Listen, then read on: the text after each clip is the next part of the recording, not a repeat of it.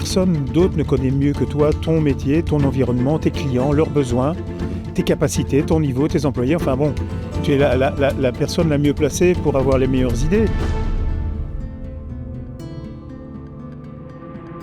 Et pour moi, c'est important parce que moi, je suis autodidacte, donc j'ai fait 2 ans d'études en communication, mais c'était très large, histoire d'avoir les bases.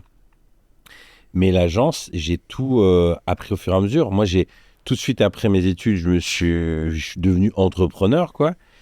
Et c'est quelque chose qui a été pas évident de tout le temps dire normalement on fait comme ça, normalement on fait comme ça. Et du coup, tu te sens un peu de la merde parce que tu découvres ce monde et en fait, tu te dis les autres ils font comme ça, puis tu te dis ouais, mais c'est pas une bonne idée, mais peut-être que ça demande de la confiance en soi. Quand tu dis il faut faire preuve de bon sens, c'est que parfois c'est beaucoup plus facile de suivre le rang comme tout le monde que de faire preuve de bon sens. Oui. Et tu vois, j'aimais bien Chantal, elle me partageait ça sur cet esprit de garder ce bon sens et un peu une âme de pionnier. Elle partageait que vous aviez été toujours très attentif à pas faire venir des cabinets de consulting extérieur ou quoi, parce que vous disiez, en fait, ça, c'est souvent des boîtes avec des directeurs, des chefs qui ont peur d'assumer leurs décisions. Et pour se rassurer, ils font venir un cabinet extérieur qui va faire une analyse, faire une proposition. Et si ça merde, ils vont dire, c'est pas moi, c'est là. Et alors que vous essayez de développer ce bon sens auprès des équipes et de ne pas avoir peur de faire différemment. Et souvent, c'était plutôt payant. Oui, tout à fait. Mais quand on fait un métier et qu'on le fait à fond, personne d'autre ne connaît mieux que toi ton métier, ton environnement, tes clients, leurs besoins, tes capacités, ton niveau, tes employés. Enfin bon, tu es la personne la mieux placée pour avoir les meilleures idées, si possible. Donc c'est vrai que ce côté c'est pas moi, c'est l'autre, c'est un petit peu... Mais ça conduit pas très loin. Ça ne conduit pas très loin. Et je pense qu'il faut pas avoir peur de ces idées, pas avoir peur du bon sens, pas avoir peur de... Et puis, pas avoir peur de rater. C'est surtout ça aussi le truc. Alors, il faut prendre ses précautions.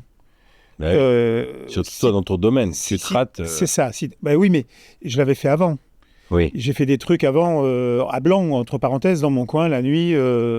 Voilà, oui, il faut tester. On ne peut pas s'avancer encore, comme je disais tout à l'heure, aller au combat avec des balles en caoutchouc, ça ne marche pas. Enfin, ça marche moins bien. Donc, je pense que simplement, oui, avoir du courage. Ah oui, ça c'est un mot qu'on n'a pas encore trop utilisé. On a parlé de fidélité, de vérité, mais le courage est vraiment un truc essentiel.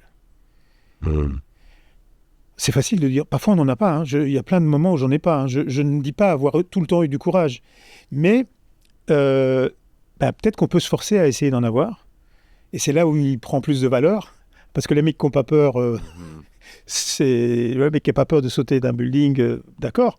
Il a à la limite pas de mérite parce qu'il n'a pas peur. Celui qui a peur et qui va le faire, il va vérifier son parachute 42 fois, d'accord. Mais donc, je pense que le courage est essentiel. Tu aurais une anecdote comme ça pour nous? Parce que tu vois, tous ces mots-là, ils sont durs à appréhender. Comment, une anecdote ou une situation où tu t'es dit, là, j'ai fait preuve de courage? Enfin, un des cœurs de notre métier est essentiellement basé sur les unités mobiles. Donc, les véhicules dans lesquels il y a un studio complet qu'on balade au pied d'un stade, au pied d'un événement, au pied d'une salle de concert, etc. Et où on va déployer 10, 15, 20 caméras et on va filmer l'événement comme si on était sur un plateau. Donc, effectivement, ces engins-là sont extrêmement sophistiqués.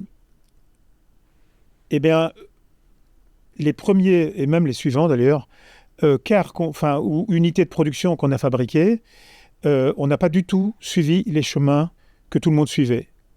Parce qu'il y avait des fabricants de cars qui étaient très bons, qui le sont toujours d'ailleurs, et qui fonctionnent très très bien, mais qui étaient totalement en dehors de nos capacités de financement.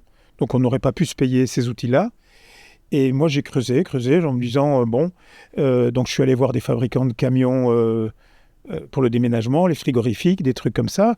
Et puis j'ai réussi à trouver à faire des premiers budgets où je me dis, oula, ça coûte 15 fois moins cher ou 10 fois moins cher.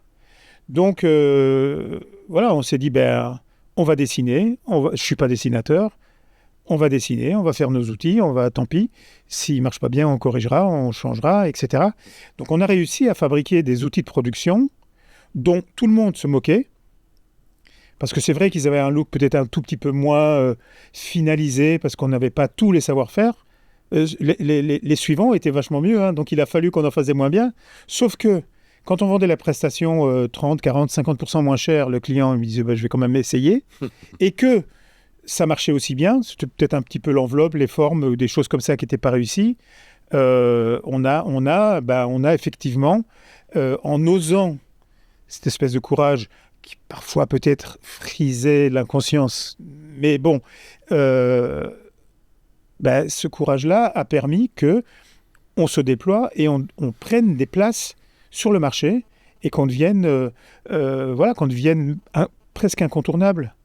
Et donc, c'est un chemin incroyable. On disait tout à l'heure qu'on a créé cette société avec 3 000 €, 20 000 francs français. Quand on s'en sépare, quand on la revend, elle a un chiffre d'affaires d'à peu près 500 millions, 600 millions d'euros. Wow. Donc, mais c'est simplement d'écouter, de respecter des valeurs. Bonne idée t'as une bonne illustration du courage, c'est oser faire différemment, on s'en fout du look, de ce que les gens vont dire à nous. Exactement. C'est-à-dire, on ira et on verra bien. Et ça fait partie de l'entrepreneur, quoi. Comment faire quand on a des enfants et une famille pour passer de salarié à entrepreneur ? Je crois que la première étape, c'est l'étape de l'alignement. Parce qu'ils sont bien beaux, tous les formateurs et gourous de l'entrepreneuriat sur les réseaux sociaux, c'est que pour la plupart, ils sont soit sans enfants, soit divorcés. Donc l'aspect famille et unité n'est pas très présent. Moi, je crois que c'est génial de se lancer dans l'entrepreneuriat. Ça a plein de vertus, il y a une liberté, il y a de l'ambition. Mais si c'est pour flinguer sa famille, je ne vois pas du tout l'intérêt. Alors moi, je crois que la première étape, c'est l'alignement. Je crois beaucoup à cette phrase, l'union fait la force. Quand le couple et par extension la famille est unie, il y a énormément de force. Et pour monter une entreprise, il faut être uni et il faut beaucoup de force. Alors ce que je te propose, c'est dans ce document gratuit, c'est un PDF très simple, je te propose 50 questions. Tu vas organiser une soirée en amoureux, faire garder tes enfants et passer du temps à deux. Alors ça peut être un week-end si vous voulez plus de temps. Et je te propose 50 questions pour vous aligner, voir si vous avez la même motivation, voir les points de friction. Imaginez les scénarios positifs, les scénarios catastrophiques. Imaginez des plans A, des plans B, des plans C, mais aussi imaginez qu'est-ce qui va se passer si ça se passe bien. Est-ce que le couple, est-ce qu'il va s'y retrouver? Comment les enfants vont se retrouver là-dedans? Quels sont les caps à ne pas franchir? Quels sont les rituels à mettre en place? Le nombre de vacances que vous voulez avoir ensemble, les plafonds en termes de revenus, en dessous de quoi vous ne voulez pas descendre. Vous allez aussi aborder tous les sujets de gestion de crise, de communication, les attentes, anticiper les problèmes.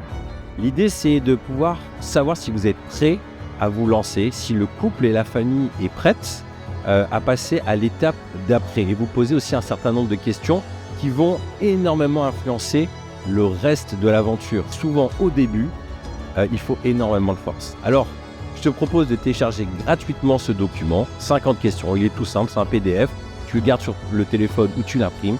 Tu passes ces soirées en amoureux. Je te guide question par question pour pouvoir avancer.